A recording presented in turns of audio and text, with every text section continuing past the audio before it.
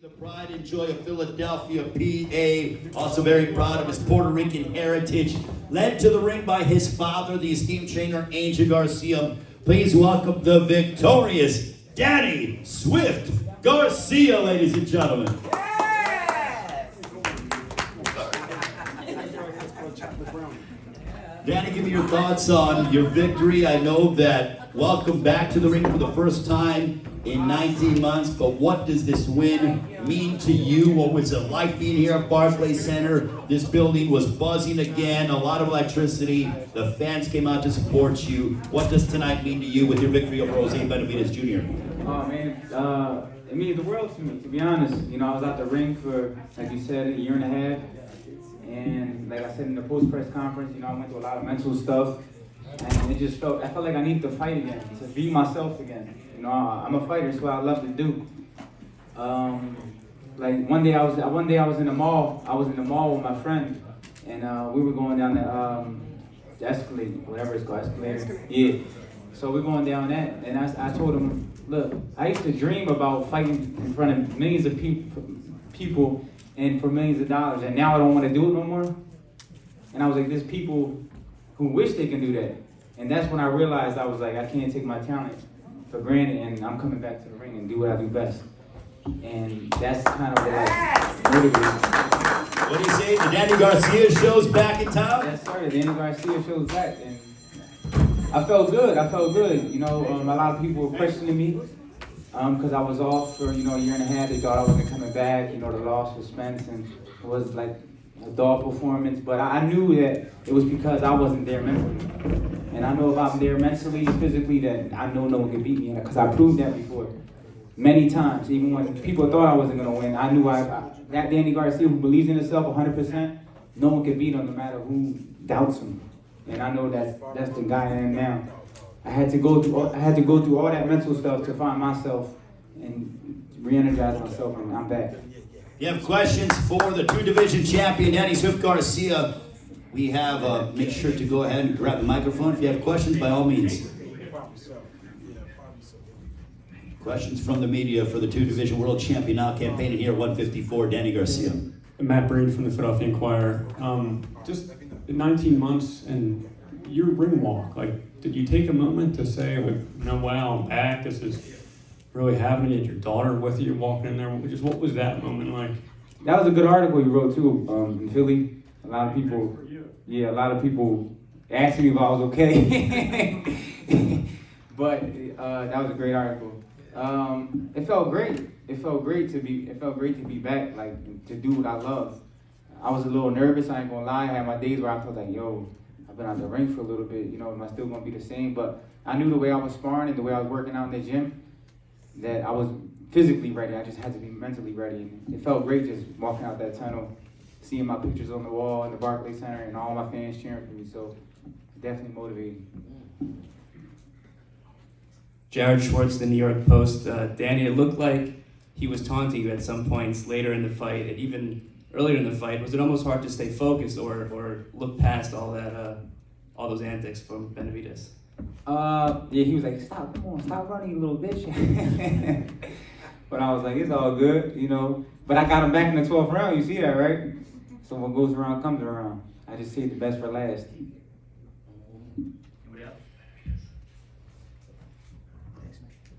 Saquon Jones with the Boxing Voice. Can you talk about the sort of anxiety you might have felt when you heard 114? I don't think I've heard anything like that since Mayweather and Canelo. Can you speak to that? And can you speak to, Harrison kind of calling you out? Yeah. First, I was like, yo, why they taking long with the scorecards? Anytime they take long with the scorecards, I know something's wrong. I'm like, they taking. I'm asking my dad. I'm like, yo, why they taking so long with the scorecards? You know, I've been doing this for a while, so I'm like, all right, something ain't right. One of these cards is shady. Yeah, I felt like he won 3 or 4 in the most. One, man. Yeah, probably. Round out, I gave that's him it. a couple of rounds. I felt like I let him win, but other than that, I felt like I dominated the fight. I felt like the 117 card was the best card. But yeah, I was like, damn, ain't this my hometown, kind of in Brooklyn? And as far as Harrison, like I said, I'll fight anybody, but it just gotta make sense for me at this point. You know what I'm saying? Like, I want big. I'm not saying he's not a big name because he was a champion, and he's proven himself against. But like I said, I want to fight Keith Thurman again. I think that'll be big. And even Lara, because he has a WBA middleweight belt. He said he'll fight me at a catchweight. So those fights interest me. Danny, congratulations, Valeria Rubino, V-Sport.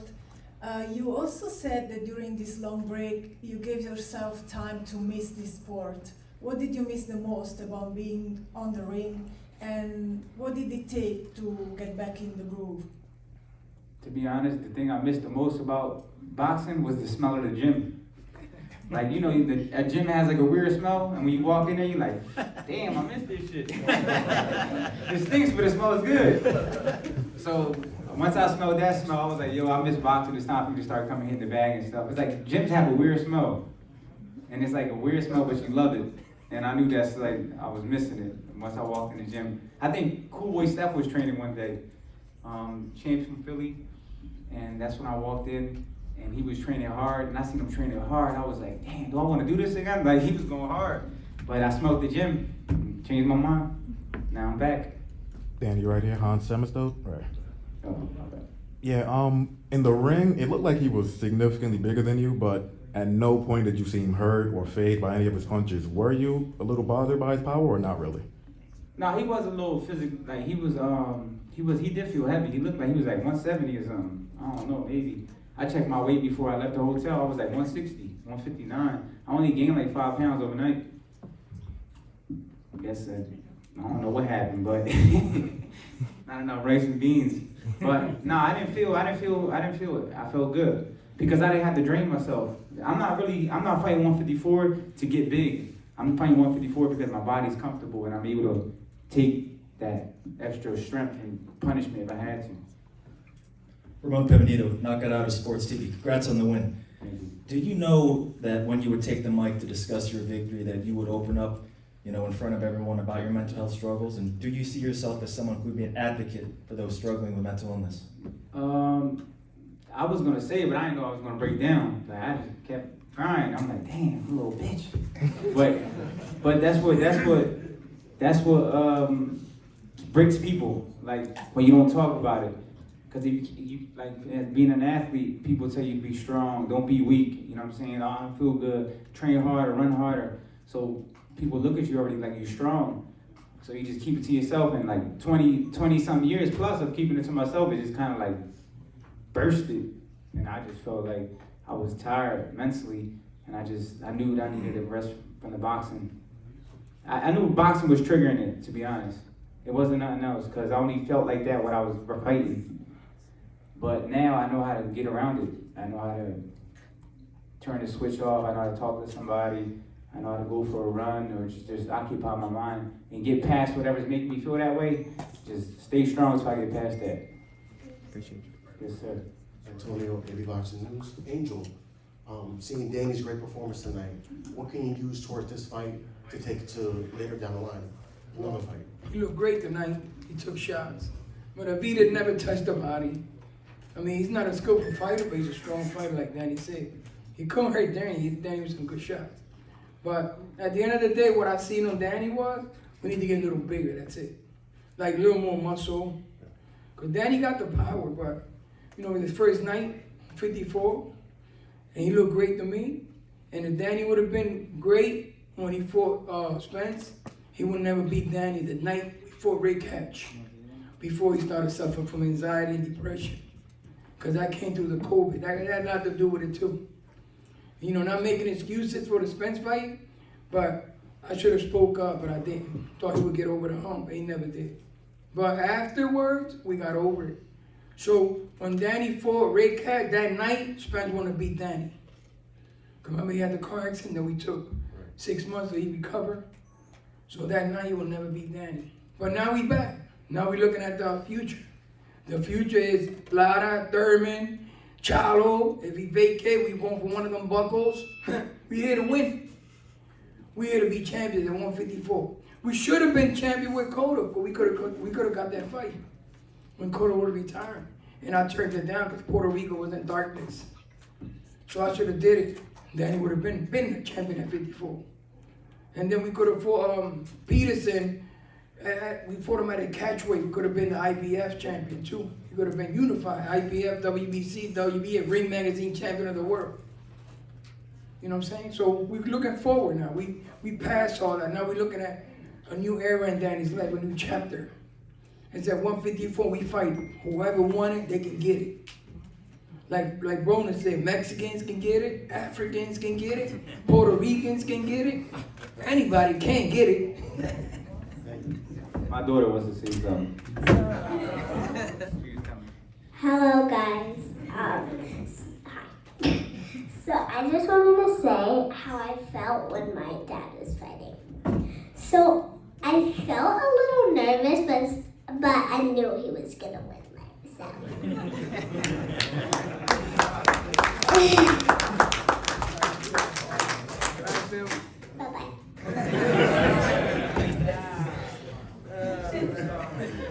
Danny, James Bell here, the Boxing Source. I wanted to talk about, your relationship with your father. You talk about, dealing with anxiety.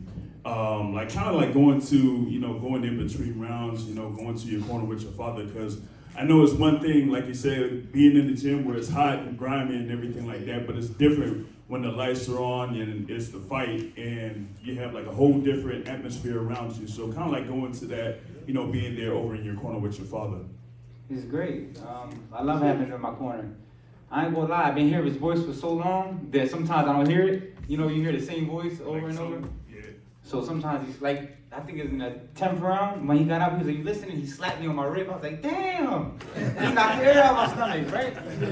Yeah, he hit me in my stomach. Like, I'm like, oh shit. he was like, you listening? Boom! Hit me right on my house. I said, hardest body shot I got hit with. I was like, damn! I told him, I was like, why you hit me so damn hard? But, yeah, so he catches my attention somehow, some way. But, yeah, he's always in my ear all day, every day. So, it's great. Enjoying the moment. Hi, Danny. Chris Cornell, 15 Rounds Boxing.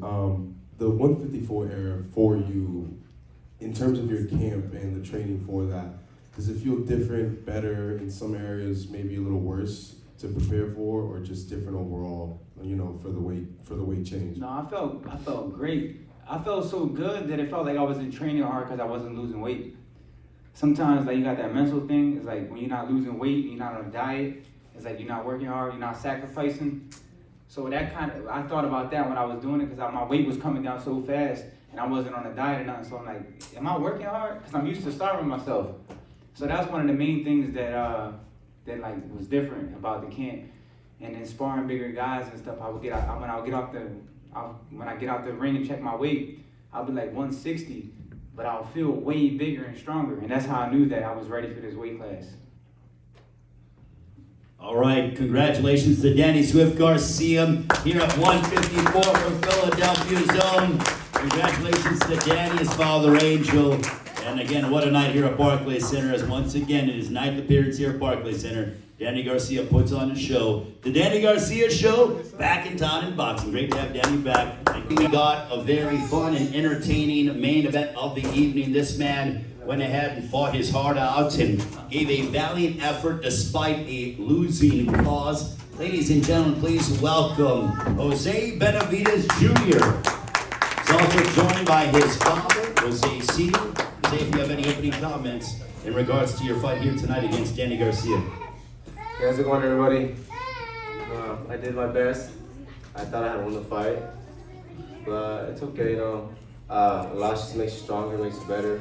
Go back and fix what we didn't do right, I guess. But I'm just happy to be here. I'm happy to be here with my father, my daughters, my team. It was a great experience, fighting the best of best, Danny Garcia. On Showtime. Can ask for more. If you have questions from the media, by all means, raise your hand and wait for our fine staff to be able to come and give you the microphone. Keith, it's all you. Keith Heidi from BoxingScene.com. Jose, did he move a lot more than you expected him to move, and how tough was it for you to deal with that? Yeah, he did. He moved a lot more. I thought he was going to sit there and bang me, because that's what I've seen in previous fights. But he fought the fight he had to fight, I guess. Take nothing from him. But I didn't feel like he hurt me with any punches at all. I was blocking mostly all of them. I was hurting his body. I was landing a lot of jabs. I was landing a lot of short right uppercuts, counters. I honestly thought that I did enough to win that fight. But again, I mean, the judges saw it different, and we just have to keep working hard. It was a great experience. Saquon Jones with the Boxing Voice. Yeah. You look massive in there compared to Danny. You didn't like weigh on him or anything like that? Any reason why you didn't use the jab until the later part of the fight? I used the jab since the beginning of the fight. What do you mean? Oh, I was using the jab, you know. The thing is, I felt like I was hurting Danny. I hurt him with a few body shots, but I can't get too careless either, you know. Just because he's a smaller guy doesn't mean that he doesn't have a knockout power punch, you know. So the thing was, when I was trying to fight him, and so when I'm going inside, I knew he was gonna throw that right hand, but he would have more of the advantage since my arms are longer, his are shorter inside. So that's what I was trying to, you know, trying to avoid. But I mean, I felt like I did enough, you know. I was hitting him with jabs. He wasn't getting, every jab I was throwing, I was landing. I was throwing our hands out. There wasn't a point in the 11th round, I was just playing with him. He kept running. I caught him to the body. I was ripping his body. But hey, like I said, we can run it back. I feel like now I showed everyone. My last fight from this, my previous fight I wasn't happy with that fight at all. I felt like I didn't do good at all. You know, I looked bad, and a lot of people were doubting me. But now with this fight, I feel like, you know, I lost, but I'm still in my mind, in my head, you know, I know I did enough to take the victory, and I know that I looked way better than last time. So I'm happy with that, you know. And I'm just happy to be here with my family and my daughter. You know, my daughter's in my world, and I'm gonna just keep working, train hard. It's not the end of Jose Benavidez. James Bell of the Boxing Source here. You know, seeing that Danny Garcia was coming up from 147 pounds, did you really think like any of his shots really affected you over the course of the fight? Not at all. I mean, we're both coming up from 147. I'm just the bigger guy. And you know, I spar my brother. He fights at 168. David Benavidez, no one wants to fight at 168. That motherfucker hits hard. So if I can take his punch, there's no way in hell at 147 can do what a pound at 154 can do anything to me. And honestly, like I said, I didn't feel his punches at all. I was, as you can see, he landed a few, you know, hard punches. They didn't do shit to me. So I mean, but I take nothing from him. You know, I want to thank him because they gave me an opportunity to fight him. You know, I've been wanting to fight Danny for a long time, and he could have fought anyone else. You know, he could have chose anyone else, but he chose to fight me. And I'm happy, you know, I'm grateful, you know. I'm grateful for that, and I feel like I showed that I belong here. Jose, Chris Cornell, 15rounds.com. Obviously, the leg injury was a question coming into the fight and the weeks coming into it. How did it feel tonight? Your footwork didn't look too altered at all, so. I felt, you know, I forgot. Sometimes I forget now that I work on my legs, I forget that I even have a rod in my leg. I forget that I'm not able to, now I'm not supposed to be walking. My leg felt 100, you know. Like I said, I have my training, my new strength and conditioning, Kristinina, that helped me a lot on that. And I just felt good, you know, I felt great. The leg wasn't, Chris, can you come here? The leg wasn't a problem at all. So, like I said, I'm happy, you know, I'm happy. I feel strong. 154, I feel fucking strong. And I know Danny felt those punches, but yeah, this is my strength and conditioning, my new shit that he's been working with me. And you know, he's done a lot of different things on my legs that, you know, it feels like I'm back to normal. So this is a guy right here. That boy Chris. KOR the Sports. So throughout the fight, as Danny was moving around, did you feel or did you attempt to try to cut him off a little bit more, box him in a little bit? I did, but like I said, I mean, he was running and he kept moving. I was being a little cautious because, like I said, I don't want to fucking get caught, you know. What happened with Crawford, me and Crawford last time, I was doing good and then I get careless and I got caught. So, I mean, I wasn't trying to let that happen again, but I felt like I didn't get tired at all whatsoever.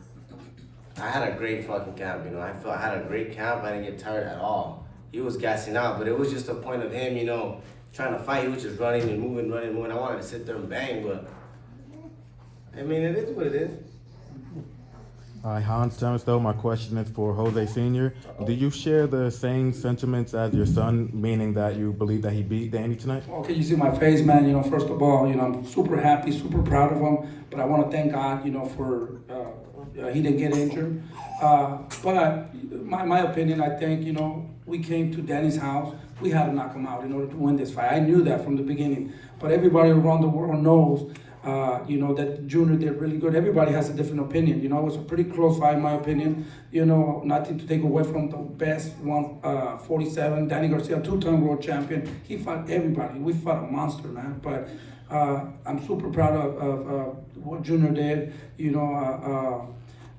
Like I said, there was no way he was going to win.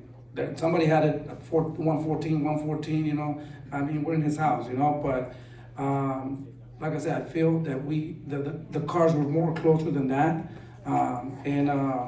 Like I said, Junior came to fight. I wanted to give all my people, all the Hispanics, everybody that paid for Showtime, because you still got to pay for it, We came to give them a good fight. We're fucking warriors. We come and fight. Team Benavidez comes and fight, He was just running around. He just wanted to win the fight. It takes two to tango. So I think we could have given the fans a better fight, and that didn't happen with Danny Garcia. I have a lot of respect for him. He just did this fight only to win. He was moving around. Junior was inviting him to come and fight. We're warriors. We left our heart in the ring, but he did not want to engage. So I'm proud of what he did. My respect to them. They got the win. I'm super happy, man. To be honest, I'm super proud of what he did, and I think he did very well. Just my last question. Is there anybody else in particular you want your son to fight Well, next? before this fight, we were going to fight Lara. They gave me to choose Lara or Danny Garcia.